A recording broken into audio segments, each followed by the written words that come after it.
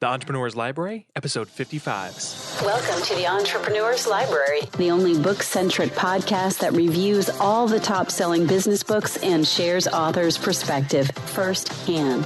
This is your resource to finding the next great book that will enable you to grow personally and professionally.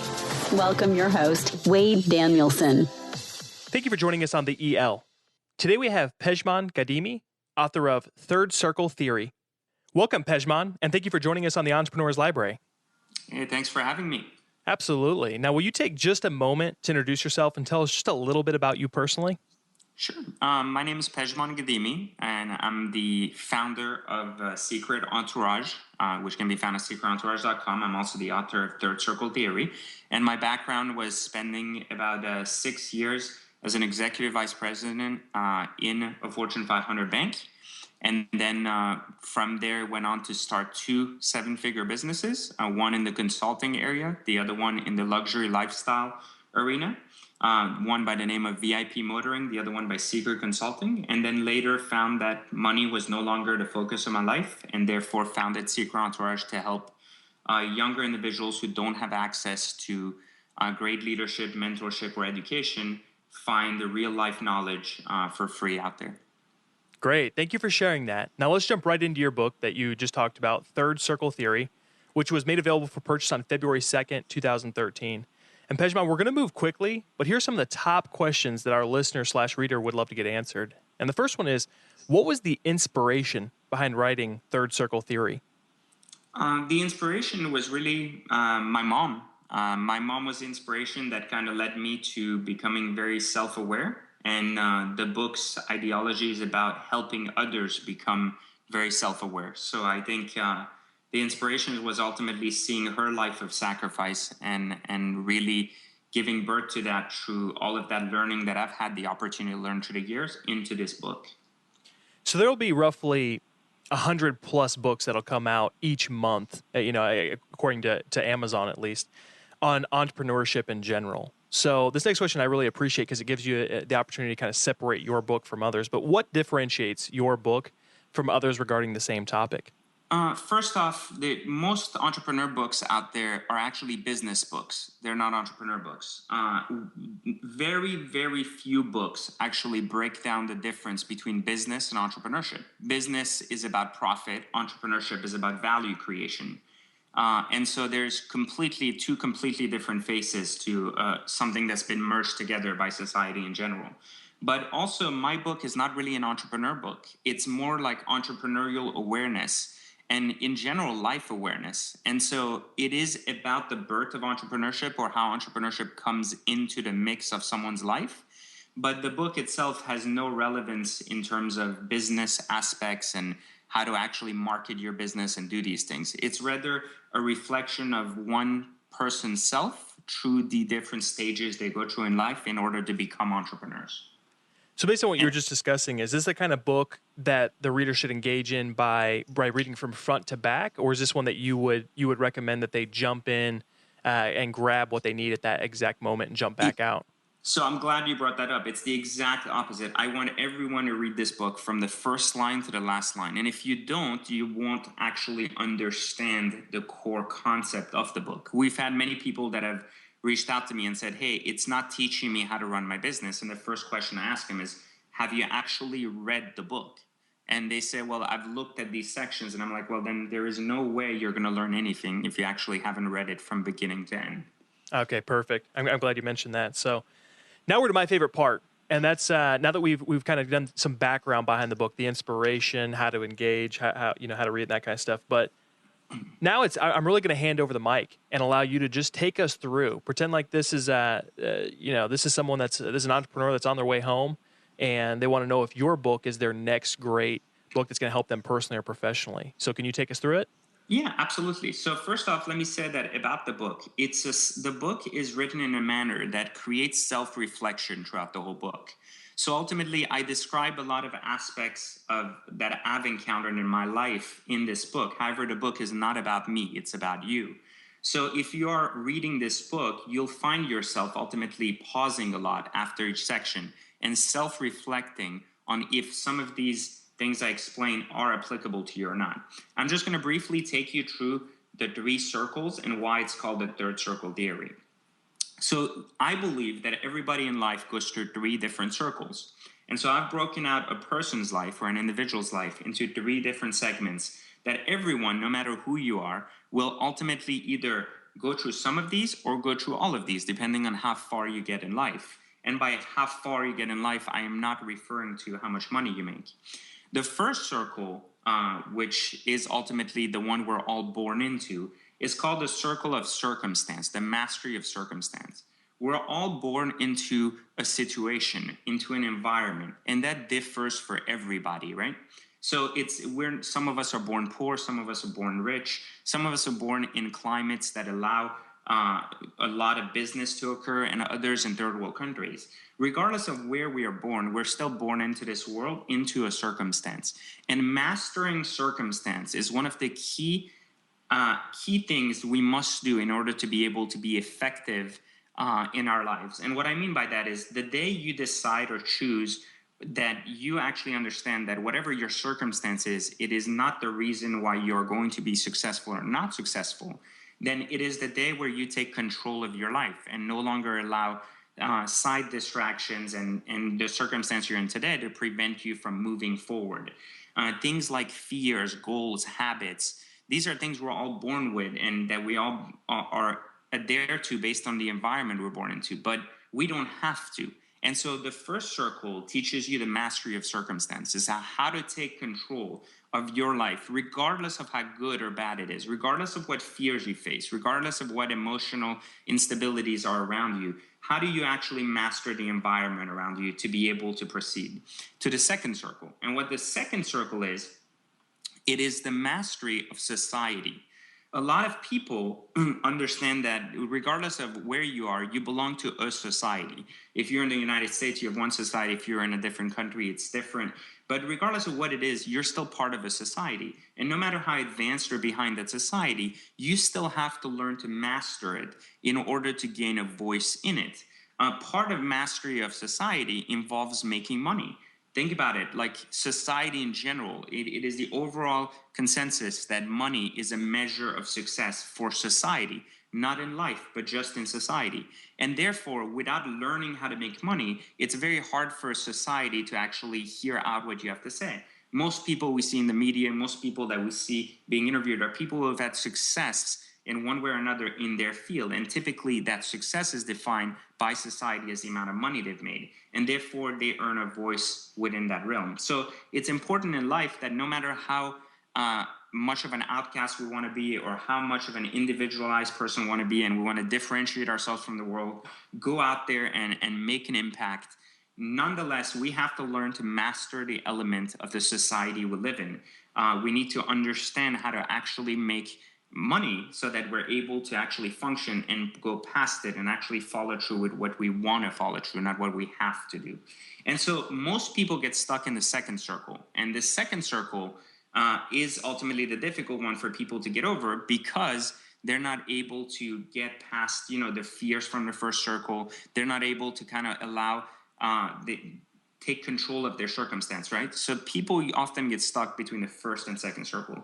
A few people get to be very successful within society and then get to transition on to the third circle, which the third circle is the mastery of life. The mastery of life occurs in a very different state because it has no relevance to money. And ultimately, the mastery of life is about the mastery of oneself rather than just the mastery of how you belong to a society or a group of people. And so one of the main things about entrepreneurship is my biggest belief is that entrepreneurship really takes place in the third circle. Because you see, a lot of people, like I said earlier, don't divide what entrepreneurship and business, what the difference is between being self-employed and being an entrepreneur are. You see, if you're in business and you're self-employed, you're still in the second circle. That being self-employed and being in business has one purpose, and that is to make a profit, to be able to make money. However, when you choose to take on entrepreneurship, it is because you are out there to try to facilitate the way we do business, trying to create value for the way society moves forward, the way society thinks. You're introducing something new to the table, and your primary goal no longer becomes to make money. Your primary goal becomes to create change. And through that change, there is definitely a place where there is a very fine line where that change needs to be monetized and turns into a business. But the original change, the original way we do business has to ultimately be what we change. And that's when that really occurs in the third circle. Once we've mastered how society works, we've understood how to take control of our circumstance, we come up with an idea or a way for us to improve the way things work. And so one of the main keys of actually graduating past the third circle is to successfully understand the first two circles, but then also be able to make your mark on this world, not necessarily through entrepreneurship, but through creating change. So in other words, if you want to really be someone who's mastered life, you don't make $1 billion, but you change 1 billion lives. And so changing ultimately the way we think and our mindset is a very, very, very important part of graduating to the third circle. One more element that comes in play between the three circles that's very, very important is that in the first two circles that most people live in, you'll actually, if you actually look at the book, there's a diagram on the front page, and there's a dot in the center of the circles. You see, most of us are born with the illusion that the world revolves around us. And so it's our needs, our wants, our desires. And so most of us actually believe that we allow our emotions to control how we feel, because how we feel dictates what we do and what we learn. And so in the first two circles, you're ultimately always kind of having this awareness and this view of the world that revolves around what's in front of you and revolves around how it impacts you. However, when you learn to graduate to the third circle, you're able to remove yourself from the equation, and you're ultimately able to look at something with a full 360 view right in front of you without it having a direct impact on you. So you're able to create the right change that the world truly needs, not the change that benefits you the most. And I think that's really the core of what the third circle theory is about. It teaches someone the framework of how to advance step by step through each circle. And even if someone finds themselves stuck in a circle, they're able to use this framework and roadmap I've created here to ultimately understand about themselves what specific skills or what specific attributes they're lacking or they've never mastered in one of the previous circles that is keeping them from being successful in the next. I hope that wasn't rambling on too long. No, actually, that was perfect. And you went through just a ton of huge value, content, context, everything. And this next question might seem a little mean because of that. But if the reader could only take one concept, principle, or action item out of everything that you just said, I mean, you just took us through a ton of very valuable information. But if they could only take one thing away, what would you want that to be? I would say that there is no such thing as I'm not a believer that things that happen to us just happen to us because, and that we have no choice. So I'm a big believer that no matter what the situation, we always have control of the situation, no matter how good or bad it may seem up front. And so I want more people to read this to understand how much more of life is in their hands than they actually think. And so to overcome their fears is part of that equation, but taking control of their life is the key part that I try to, talk about a lot in this book. Perfect. Pejman, do you have a favorite quote from your book? I know this might be a little bit awkward because I'm not really asking for one that's maybe that you quoted from someone else, but something that you wrote that you feel like you wrote it and you thought it was pretty powerful. Or if that's not, I know a lot of authors are humble, so they might not have one that they personally choose out, but one that's resonated with the audience. Maybe something that you wrote that you see hit Twitter and Facebook and all the different social media sites where it maybe wasn't something that was designed to be a huge impact, but has been. No, absolutely. Actually, I wrote a quote about, like I talked earlier about the mastery of money being a key part of society. And a lot of times success, like my quote is ultimately that success in society is defined by money. And so therefore in life, the only commonality that all human beings on the planet have, regardless of their circumstance, is ultimately one thing we're all born with, is fear. And therefore the one who is able to master their fears the fastest is ultimately the one who has mastered life the fastest. I've never actually heard someone position it that way. So that's huge. it's hard for me to take in a quote like that and then not like stop for a minute and actually write it down and then not. So I will have to come back to this recording for sake of continuing I'll on. send it to you. No, that's awesome. Well, I've written down a couple different ones. Even what you said about the difference between a business and an entrepreneur. I don't know if that was before we even started recording it. No, that was what you were talking about. I wrote that down because I thought that was huge. So I try and write down some of the things that really impact me the most throughout. But I will definitely be going back to that portion. This next one I think is huge because people that have been listening, there's a lot of people who will determine that your book is going to be a paradigm shifting book for them, a book that's really going to impact and help them move forward.